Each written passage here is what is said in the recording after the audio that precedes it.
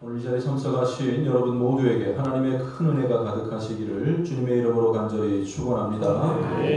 교회력에 따르면 11월 셋째 주를 우리가 추수감사절로 지키지만 실제로 농사를 짓고 또 이 추수를 하는 입장에서 보니까 너무 늦은 것 같아요. 그래서 교회마다 또 이렇게 바꾸어서 하기도 하는데 저희 교회는 오늘 11월 첫째 주를 이렇게 감사절로 지키게 되었습니다. 예배를 통해서 더 하나님께 감사로 다가갈 수 있는 이 시간, 이 자리가 되었으면 좋겠습니다. 한번 옆 사람, 우리 성도들과도 한번 감사의 마음을 나누겠습니다. 사랑합니다. 축복합니다. 잘하겠습니다.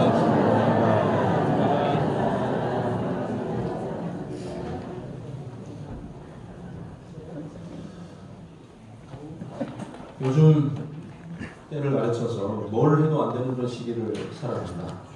일을 버리는 게 아주 그냥 큰 일이 되고 참 부담이 되는 그런 시기를 살아가고 있고, 그러다 보니까 웃을 일도 없고 감사할 일도 없다고들 말을 하지만 그러나 조금만 방향을 바꾸어서 생각을 해보면 우리에게도 참 많은 감사의 제목들이 있다는 것을 깨닫게 됩니다. 아마 제가 장담하건대 여러분에게도 아마 여기 놓여져 있는 과일의 수만큼이나 이 한 해에도 하나님께서 많은 그런 감사의 조건들로 또 응답으로 허락하여 주신 줄로 분명히 믿습니다. 세상 한간에 돌고 있는 말 가운데 뒤집어 보면 감사한 일들이라는 그런 내용이 있습니다. 어떤 내용인가 하면 자녀가 부모인 당신에게 대들고 심술을 부린다면 이건 짜증나는 일이 아니겠습니까? 내가 놓은 자식인데 나한테 막 바락바락 소리를 지르고 대들고 하면 참 이 마음이 아플 만한 일이지만 이렇게 생각해 보라는 거죠. 그건 그 아이가 거리에서 방황하지 않고 집에 잘 있다는 뜻이다. 감사가 되지 않습니까? 가족 때문에 화나는 일이 있다면 그건 그래도 내 편이 되어줄 가족이 있다는 뜻이다. 옷이 몸에 조금 낀다면 그건 내가 지금 잘 먹고 잘 살고 있다는 뜻이고, 빨래거리, 다림질거리가 많다면 우리 가족에게는 옷이 많다는 그런 뜻이다. 쓸고 닦아도 금방 지저분해지는 방 때문에 한숨이 나오면 그건 내게 쉴만한 집이 있다는 뜻이다. 내 아들 세금이 많이 있다면 그건 내가 살만하다는 뜻이고, 가스요금이 많이 나왔다면 그건 내가 지난 겨울을 따뜻하게 살았다는 의미이다. 지하철이나 버스에서 누군가 떠드는 소리가 자꾸 거슬린다면 그건 내게 들을 수 있는 귀가 있다는 뜻이고, 주차할 곳을 못 찾아서 빙글빙글 돌면서 짜증이 밀려온다면 그것은 내가 걸을 수 있는 데다가 차까지 가졌다는 놀라운 증거이다. 온몸이 뻐근하고 피곤하다면 그건 내가 열심히 일했다는 뜻이고, 이른 아침 시끄러운 자명종 소리에 깼다면 그건 내가 살아있다는 뜻이다. 오늘 하루 무언가 날 힘들게 한다면 뒤집어 생각해보자. 그러면 마음이 가라앉을 것이다. 성경 어디 나오는 말입니까? 성경 어디에도 없는 말인데 세상 사람들, 이 세상을 살아가는 사람들도 감사할 것 없는 이 세상 살아가면서 한번 바꿔 생각해보자. 뒤집어 생각해보자. 그러면 감사할 것 있지 않겠느냐, 이런 말을 나누고 있습니다. 조금만 달리 생각해보면 짜증낼 만한 일도 감사한 일이 되고, 우리에게는 감사할 일이 의외로 많이 있다는 것을 말해주고 있는 것 같습니다. 사실 우리가 인생을 살면서 가급적이면 감사하는 것이 낫지, 불평하고 원망하고 짜증을 내면 자꾸 그런 일들만 연속이 되는 것 같아요. 그까짓 것 하면서 웃어넘기고 오히려 감사하는 마음을 생기면 이길 수 있는 그런 힘이 생겨나는 것 같습니다. 그렇잖아요. 오늘날 우리가 얼마나 참 좋은 환경과 또 그런 상황 가운데 살아가고 있지 않습니까? 연세 그렇게 많지 않으신 우리 장로님들 간증을 들어보면 저기 고등학교 다니고 학교 다닐 때 저기 금촌 지나서 뭐 이렇게 학교를 다니는데 잘하면 그 저기 진발이 자전거라고 그러나요? 끌고 가면 친구들이 매달려서 가기도 하고 그렇게 다녔고, 그 먼 거리잖아요. 그 먼 거리인데도 이 진흙 뻘밭을 뭐 이렇게 왔다 갔다 하면서 학교를 다니곤 했었는데, 요즘은 뭐 여기 봉일천만 나가도 나가는 차 없나 이렇게 물어보기도 하고 차 없으면 다니지 않는 어떤 그런 상황을 보게 됩니다. 오늘 아침에도 여러분들 무슨 다이어트라든지 건강을 위해서 굶는 사람 외에는 아마 쌀이 없어서 식사하지 못하고 온 분들은 없을 것 같습니다. 요즘 식당에 가도 꼭 물어보세요. 밥을 드려요 말아요. 그러면 웬만하면 4명 앉으면 한 2그릇만 가지고 나눠 먹기도 하고 너무 풍족해서 너무 이렇게 풍족해서 오히려 남기는 것을 보게 됩니다. 마을에도 참 감사한 게 매일매일 어르신들 잔치를 하시더라고요. 점심때 경로당으로 가시면 좋은 시설로 이렇게 지정이 되어서 매일 점심이 제공되고 얼마나 좋은 교제가 있을까 이런 생각을 해보게 됩니다. 물론 지금 이 자리에 앉아 계신 것이 힘에 겨운 분들도 계시겠지만 그래도 신방을 해보면 참 예배의 자리가 너무 그리운데 교회 너무 올라가고 싶은데 너무 불편해서 나오지 못하는 분들도 참 많이 있습니다. 여러분들은 그래도 차를 타고 오셨든지 걸어오셨든지 누구한테 이렇게 부축받아 오셨든지 여기 예배 자리에 앉아 있을 수 있으니까 그것도 얼마나 감사한 일이 아니겠습니까? 가끔 보면 설교 시간에 잠깐 천국 갔다 오는 분들도 계시더라고요. 쓰러지지 않고 천국 갔다 오시네요. 설교 끝날 때쯤이면 눈이 뜨시더라고요. 얼마나 감사한 일인지. 의사들이 말을 하는데 사람은 억지로라도 웃는 것이 건강에 좋다고 합니다.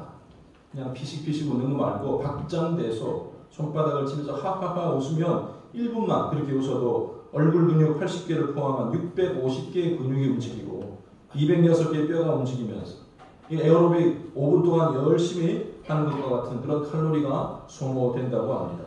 호흡에 의한 산소 공급도 2배나 증가하고 엔돌핀이나 도파민 같은 21가지 호르몬도 나와서 건강에 도움이 된다는 거죠. 우리 뇌가 아주 똑똑한 것 같은데 사실은 좀 맹한 데가 있나 봅니다. 인간의 뇌는 이 사람이 진짜로 웃는 건지 아니면 억지로 웃는 것인지를 구별하지 못하고 일단 하하 이렇게 웃으면 이 진짜 웃는 것과 똑같은 것을 다 내놓는다는 그런 작용을 한다는 겁니다. 그러니까 억지로라도 웃으면 좋은 게 많이 나온다는 뜻입니다. 세상 사람들 중에서도 지혜로운 사람들은 감사할 상황이 아닌 것에서도 감사를 찾아내고 억지로라도 웃으면서 웃음이 가져오는 그런 장점들을 취하고 있음을 보게 됩니다. 거기에 비해서 우리 믿는 사람들은 어떻습니까? 훨씬 더 많잖아요. 하나님 때문에, 신앙 때문에, 믿음 때문에 얻게 되는 것이 얼마나 더 많은데 혹시라도 내가 웃음보다는 우는 것에 더 익숙하고 감사보다는 불평과 원망하게 되는 우리의 삶의 모습은 아닌지, 나의 자화상은 아닌지 우리는 스스로를 잘 살펴보아야 할 것입니다.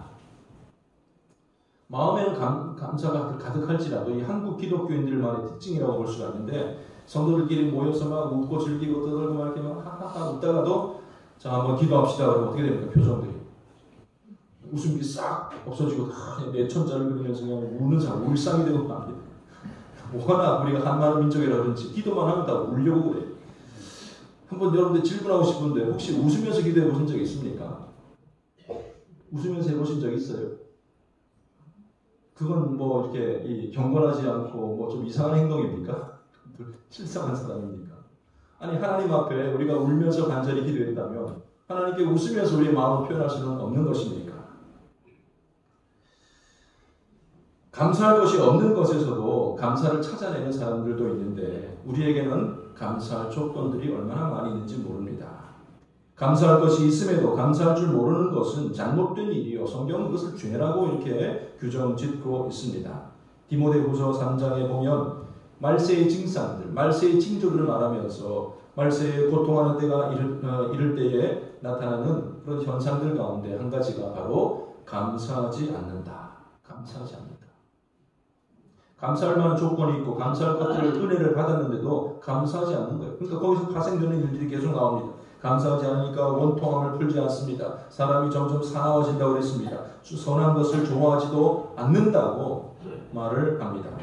골로새서 3장 말씀 보면 너희는 평강을 위하여 한 몸으로 부르심을 받았나니 너희는 또한 감사하는 자가 되라. 하나님께 부르심을 받은 성도들은 감사로서 여러분들의 성도됨을 나타내며 살아가야 될 줄로 분명히 믿습니다. 한번 옆 사람 얼굴을 보면서 고백합시다. 다짐합시다. 우리 죄 짓지 말고 삽시다. 어떻게 하는 게 죄라고 그랬어요? 감사하지 않는 게 죄라고 그랬잖아요. 좀 긍정적으로 한번 물어봅시다. 감사하며 살아갑시다. 감사하며 살아갑시다. 그 감사의 조건 중에 하나가 바로 옆 사람이에요. 감사합니다. 고백해 보겠습니다. 감사합니다. 감사합니다. 감사합니다. 아무도 없고 여러분 혼자만 있다고 생각 얼마나 썰렁하겠어요. 민망하겠어요. 옆에 계시니까 감사합니다 아니겠습니까? 찬송가 304장에 보면 참 멋있는 표현이 있는데 하늘을 뭘로 삼고요? 두루마기. 가끔 두루마기 삼는다. 두루마기는 양복이 있는 그게 두루마기고 이렇게 글을 쓸 수 있는 하늘을 두루마리 삼고 바다를 먹물 삼아도 하나님의 사랑을 다 기록할 수 없다라고 고백하고 있습니다. 엄청나게 과장을 해서가 아니라 그와 같이 하나님의 놀라운 사랑을 내가 받았노라고 고백하였던 것이죠. 하나님은 우리가 알만한 상황을 통해서 베풀어 주셨고 또 우리가 알지 못하는 상황 가운데서도 우리에게 은혜를 베풀어 주십니다. 오늘 본문은 그 하나님께 온 땅과 모든 백성들이 감사할 것을 권고하고 있습니다. 오늘 시편 100편 말씀 이 숫자 위에 표지에 보면 감사의 시라고 기록이 되어져 있습니다. 시편에는 감사의 표현들이 많아요. 그래서 표제에 감사의 시 종류가 참 많이 있을 것 같지만 여러분 이 시편 100편만이 유일하게 감사의 시라고 표제되어 있는 그런 유일한 단 한 종류의 이 시편입니다. 이 참 보석과도 같은 감사의 시편, 하나님께 감사하며 살아갈 것을 요청하면서 무작정 그냥 감사해야 돼 이렇게 말하는 것이 아니라 우리가 감사할 수밖에 없는 그런 조건이 어떤 것인지도 말해주고 있습니다. 한마디로 말해서 하나님은 우리를 지으신 분이요 우리는 그의 백성이다라고 표현을 하고 있습니다. 마치 목자와 양과 같은 그런 관계라고 말을 합니다. 양을 팔아먹기 위한, 양을 잡아먹기 위한 그런 목자가 아니라 그 목자는 양을 위하는데 그 양을 위해서 목숨을 바치는 그런 목자. 그 목자는 바로 선하시고 인자하심이 영원하고 성실하심이 대대에 이르시는 분이다. 오늘 이렇게 표현하고 있습니다. 하나님은 이런 분이시다. 하나님은 이런 분이시다. 각각을 보면 하나님은 먼저 우리에게 선하신 분이다라고 말씀하고 있습니다. 5절 말씀 보면 여호와는 선하시니 God is good. 하나님의 선은 모든 피조물들에게 임한 것입니다. 그 선한 하나님은 우리 너희들 대원교회 다니는 너희들에게만 선을 베푸는 것이 아니라 모든 인류들에게 또 모든 자연 만물에도 그 선한 하나님의 속성이 드러나 있다는 것입니다. 그러기에 오늘 여기 1절에 주장한 것 같이 온 땅이여 여호와께 찬송을 부를지어다. 이렇게 요구할 수 있는 것입니다. 시편 145편 9절 말씀 보면 여호와께서는 모든 것을 선대하시며 그 지으신 모든 것에 긍휼을 베푸시는도다. 하나님이 천지를 창조하셨어요. 그냥 사람도 타락했고 그냥 별 볼 일 없으니까 그냥 방치해버린 그런 우주가 아니라는 것입니다. 그 지으신 모든 것에 긍휼을 베풀어 주시는 우리 하나님이십니다. 역시 145편 15절 16절 보면 이런 말씀도 나오는데 모든 사람의 눈이 주를 앙망하오니 주는 때를 따라 그들에게 먹을 것을 주시며 손을 펴사 모든 생물의 소원을 만족하게 하시나이다. 이 말씀을 읽으면서 얼마나 감동이 되는지 모르겠어요. 모든 생물의 소원을 만족하게 하신다. 농사 짓는 분들이야 이 벼가 좀 누래졌네. 혹시 곡식들이 물이 필요하네, 병이 있네, 여러 가지 잘 구분하잖아요. 농사 짓지 않는 사람들은 저게 곡식인지 풀인지 잡초인지 그저 자라고 있으니까 자라는 줄 알잖아요. 그걸 잘 알기 때문에 이 농부의 손길들을 통해서 아름다운 곡식을 맺을 수 있는 것 아니겠습니까? 사랑하고 가꾸고 손길이 가기 때문에. 우리나라도 애견을 키우는 사람들이 참 많이 생겼지만은 잘 모르고 키우는 사람들이 많은 것 같아요. 그래서 TV 프로그램 보면 우리 개가 좀 이상해졌는데 좀 이렇게 개 전문가가 와서 이제 케어를 해주지 않습니까? 그러면 이건 어떤 행동이고 이런 이렇게 하면 되고 이렇게 하면 좀 신기하게도 그 나쁜 습관들이 싹 사라지고 고쳐지는 것을 보게 됩니다. 말이 안 통하는 동물과도 이렇게 잘 통하는 걸 보면 거기에서 잘 알고 있기 때문에 연구를 많이 했기 때문에 그런 일들을 감당할 수가 있는 것이죠. 하나님은 일부 어떤 부분 교회에 관해서만 성도들에 관해서만이 아니라 모든 피조물 왜냐하면 하나님께서 창조하신 창조주이시기 때문입니다. 그 모든 생물들의 소원을 만족하게 한다. 소원이라는 거, 나 이런 소원이 있어. 이런 단순한 것이 아니라 그들의 필요를, 그들이 자라가기에, 그들이 운행하기에, 그들이 그 자리에 머물러 있기에 완전한 것으로 하나님께서 채워주신다. 우주 만물 사시사철 때마다 시마다 변화되는 그런 환경들이지만 질서정연하게 움직일 수 있도록 창조하신 하나님의 놀라우신 솜씨. 우리가 과학 전공자가 아니어도 태양이 조금만 지구와 가까워도 어떤 일이 벌어지는지 혹은 조금만 더 멀리 가면 어떤 상황이 되는지 잘 알고 있잖아요. 우주의 수많은 별들이 서로 부딪히지 않고 각자의 길을, 궤도를 움직이고 있다는 그 놀라운 사실도 알고 있지 않습니까? 보이지 않는 아주 미세한 곳에서 정말로 이 땅에 뭐 시체들로 막 그냥 흘러 넘치는 것이 아니라 잘 분해하고 자연의 아름다움을 유지할 수 있도록 움직이는 그 모든 상황들을 알고 있지 않습니까? 창조주 하나님의 놀라우신 솜씨고 이 땅의 아름다움은 그 하나님의 선하심을 반영하고 있습니다. 또한 이 하나님의 손은 자연 만물들뿐만 아니라 모든 사람들을 긍휼히 여겨주심으로도 나타나게 됩니다. 마태복음 5장 45절 말씀 보면 하나님이 그 해를 악인과 선인에게 비추시며 비를 의로운 자와 불의한 자에게 내려주심이라. 여러분들 오늘 교회 오실 때 햇살이 따사로웠습니까? 아니면 비가 왔습니까? 어떻게 됐어요? 날씨가 오늘 좋아요? 나쁩니까?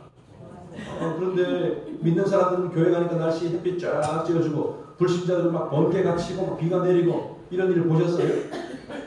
하나님은 믿는 자, 그렇지 않는 자나 동일하게 이런 것들로 역사해 주시고 호흡할 수 있게 해주시고 살아갈 수 있도록 환경을 허락하여 주십니다.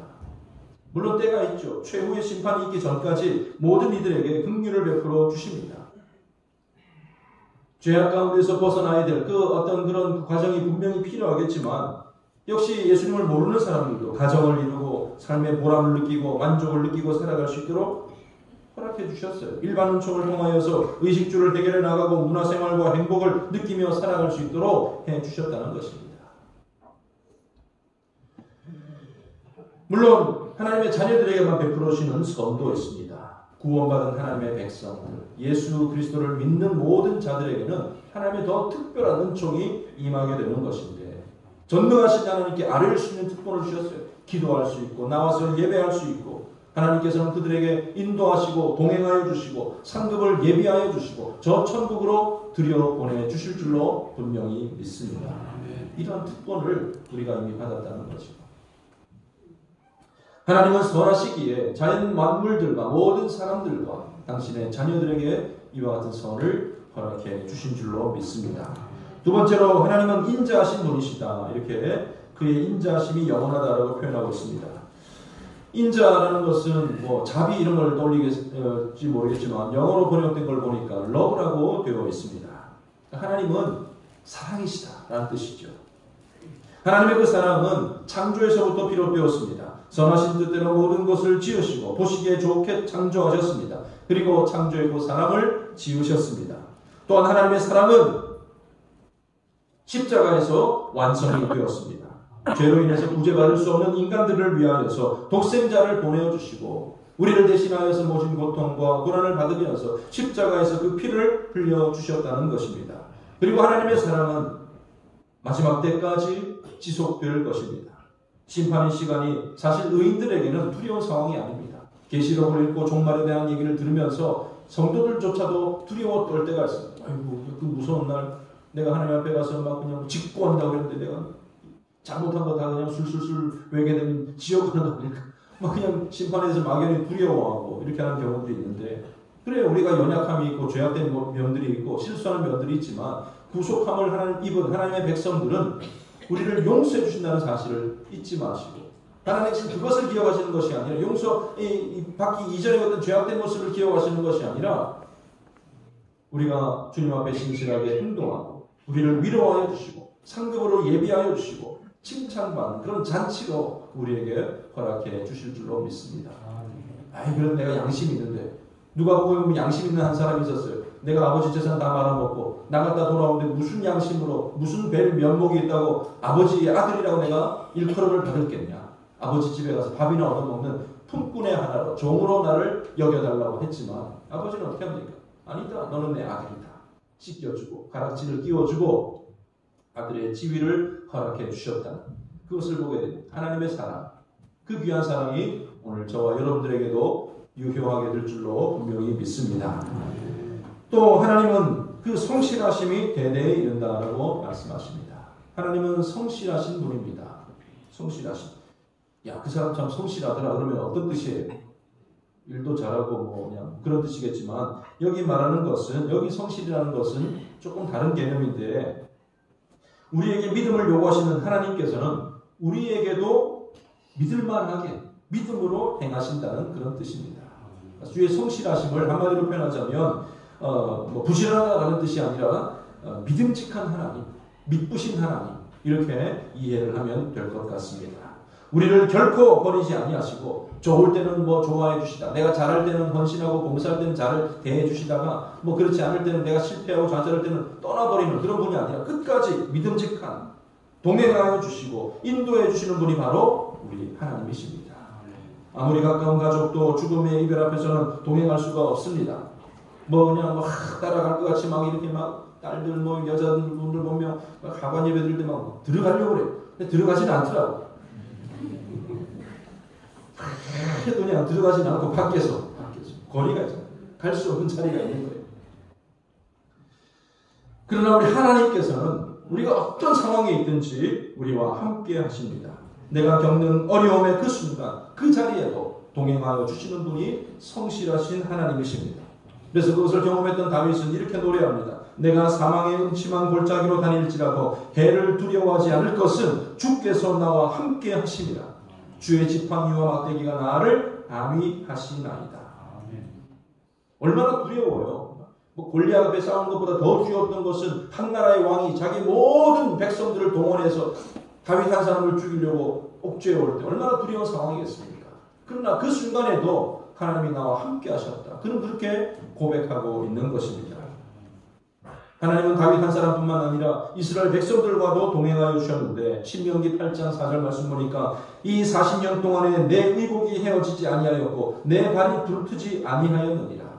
이스라엘 백성들이 40년을 광야길을 헤매었던 것은 그 이 40일을 하루씩 해가지고 40년이 되었지만, 그래 원망하고 나쁜 원망했으니까 그냥 징계의 길로 갈 때마다 그냥 막 발이 부러지고 병이 나고 뭐 그렇게 그런 고난의 과정으로 보냈던 게 아니라, 너희들이 깨닫게 될 것이고 죄에 대한 여기 응징을 받는 과정 가운데 있지만, 그래도 내 자식들이, 내 민족들이 거짓골로 다닐까봐, 발에 물집이라도 잡힐까봐 그들의 옷을 보존해 주시고 그들의 발을 보호해 주셨다는 말씀 아니겠습니까?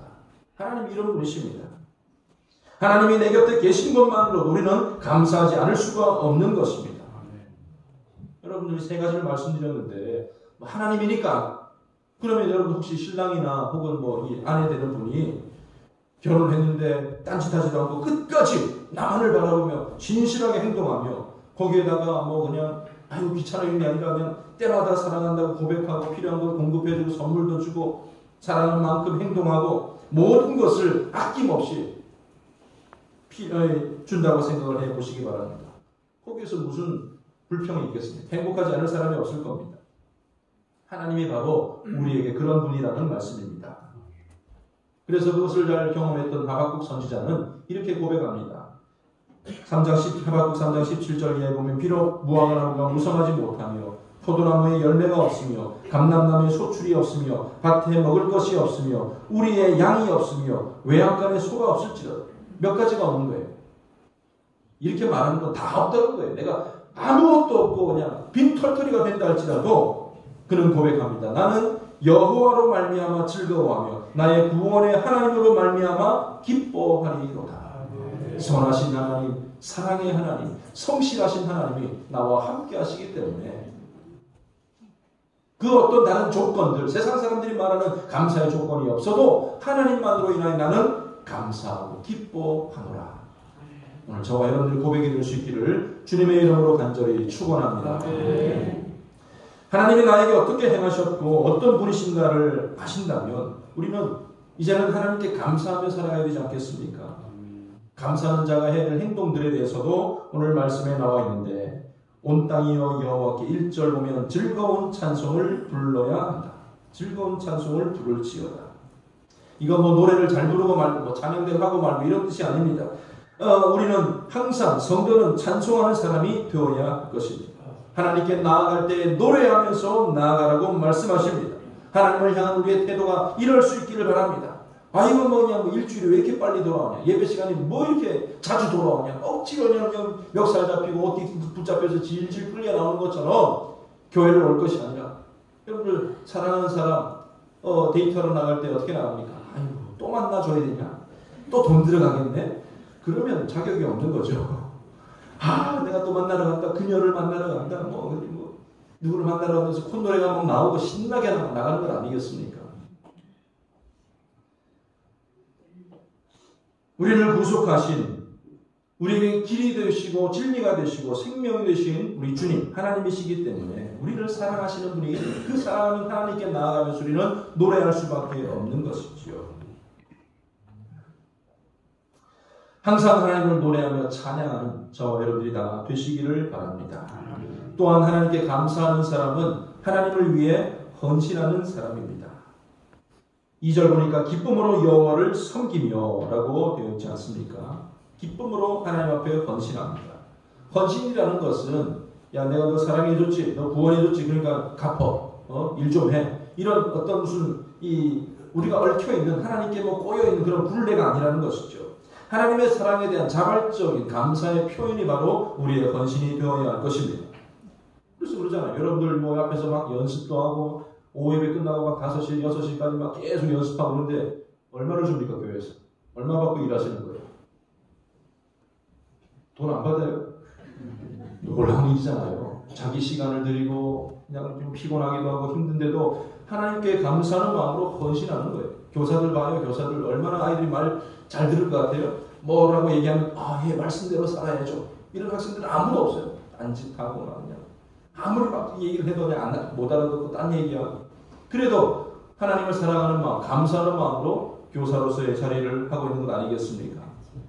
우리 교회는 교육자들 빼고 유급 직원들이 거의 없는 편인데, 그러다 보니까 금요 기도회도 끝나면 막 자발적으로 막 교회 닦기도 하고 화장실도 막 닦기도 하고 그러는데, 우리 목사님은 하면서 막 걸레 패대기 치는 사람 제가 한 번도 본 적이 없는 것 같아요.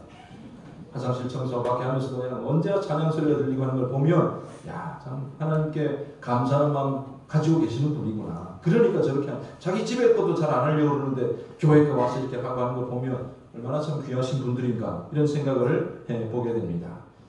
내가 이 하는 것이 직분 때문에 할 사람이 없어서 왜 이게 하필이면 내 눈에 띄어가지고 이렇게 불평하면서 하는 분들은 없으리라고 생각되어집니다. 모든 일들이 감사에 근거한 행동들인 줄로 믿습니다. 감사가 결여된 헌신은 하나님께서 결코 기뻐하지 않습니다. 예수님께서 제자들을 이끌고 공생애를 보내실 때에 식사도 하셔야 되잖아요. 그런데 식대를 조를 때가 많으셨던 것 같아요. 배고프게 막 다니고 기적을 막 베푸시면서 아무 때나 기적하면서 밥잔, 빵잔 이렇게 아니었잖아요. 꼭 필요할 때는 기적을 베푸셨지만 배를 굴르시기도 하고, 어떤 날은 안식일에 먹을 것을 못 먹어가지고 제자들이 길 가다가 예수님도 못 드셨고 우리도 배도 고프고 그러니까 길가에 있는 이 나락처럼 밀을 막 비벼가지고 어떤 맛인지 모르겠어요. 먹으면 껌처럼 좀 할지 모르겠지만 익히지도 않고 발효하지도 않고 그걸 막 씹어 먹기도 하고, 그렇게 막 이렇게 사역을 하고 있는데 베다니에 오신 거예요. 마르다가 큰 마음 먹었습니다. 우리 집에 다 오세요. 손님들 다 오세요. 대접하겠습니다. 귀한 일이죠. 그런데 열심히 막 준비하고 밥을 짓고 있는데 자기 여동생 마리아는 뭘 하고 있었어요? 자기를 돕지도 않고 예수님 말씀 듣겠다고 와서 앉아 있는 겁니다. 잘 이렇게 얘기해서 올 수도 있겠지만 거기부터 감사가 사라져 버립니다. 주여, 내 동생이 나 혼자 일하게 두는 것을 생각하지 아니하시나이까. 성경이 이렇게 점잖하게 표현을 했지 전혀 이렇게 나왔을 것 같아요. 같이 와서 밥 짓게 할 수 있도록 해달라고. 예수님은 말씀하십니다. 마르다야, 내가 많은 일로 염려하고 근심하나 몇 가지만 하든지 혹은 한 가지만이라도 족하니라. 말씀을 들으면서 하는 경우도 있겠지만 섬기면서 기쁨으로 했다면 말씀 듣는 것 그것만큼 주님께서 이렇게 축복해 주시고 칭찬해 주시지 않았겠습니까? 귀한 마음이잖아요. 서럽게 막 다니시는 분들 더운 밥 지어서 해드리겠다는 귀한 마음이었지만 감사가 사라지니까 오히려 주님께 책망받고 질책 듣는 그런 일이 되고 말았다는 것입니다. 에이 네가 불평하면서 만든 거 음식도 안 먹을랜다 치워버리라 그러진 않으셨을 거예요. 다 먹고 다 대접하고 할 거 다 해놓고 결국에는 이렇게 이 주님의 권고를 받았던 그런 상황을 보게 됩니다. 나를 직분자로 세워주시고 일터를 허락해 주시고 사역해 나가는 것이 감사에서 비롯될 수 있기를 바랍니다. 가끔 표현 중에 우리가 하나님께 은혜 갚는다는 표현, 그 의미는 알겠지만은 잘 사용을 좀 잘해야 될 것 같아요. 은혜를 갚아가는 게 내가 이만큼 받았으니까 이만큼 갚았어요 하나님. 더 이상 딴 얘기하지 마세요. 이만큼 갚았어요. 이런 의미가 아니라 갚아가는 것이 아니라 하나님의 은혜가 감사해서 은혜로 와서 행하는 그런 헌신이 되어야 할 것입니다. 그리고 또한 감사하는 사람은 하나님의 아버지이심을 알아야 합니다. 아버지와 아들과의 관계입니다. 아버지와 딸과의 관계입니다. 그 자식은 아버지께 더욱더 가까이 나아가야 하는 것입니다. 아버지에 대해서 우리 한국의 아버지를 생각하면 뒷모습만 자꾸 생각하잖아요. 보통 옛날 가정들 보면 안 믿는 가정들 보면 어떻게 아버지 그냥 건하게 해서 오면 어머니가 주로 하는 말이 얘들아 아버지 오신다 빨리 자 그러면서 아버지 만나지도 못하도록 그렇게 조치를 취하곤 했는데 그래서 그러다 보니까 살아계셔도 이 두려워 그리워만 하는 관계 돌아가시면 더 아쉬워하는 그런 관계가 되기 쉽습니다만 하나님 아버지께로는 선뜻 다가갈 수 있기를 바랍니다. 예배를 통해서 기도를 통해서 헌신과 봉사를 통해서 말씀을 통해서 늘 주님과 동행하고 하나님께 나아가는 아버지께 나아가는 우리 모두가 다 되어야 할 것입니다. 마지막으로 감사함으로 하나님께 영광을 돌리시기를 바랍니다. 먹든지 마시든지 무엇을 하든지 하나님의 영광을 위하여 하라.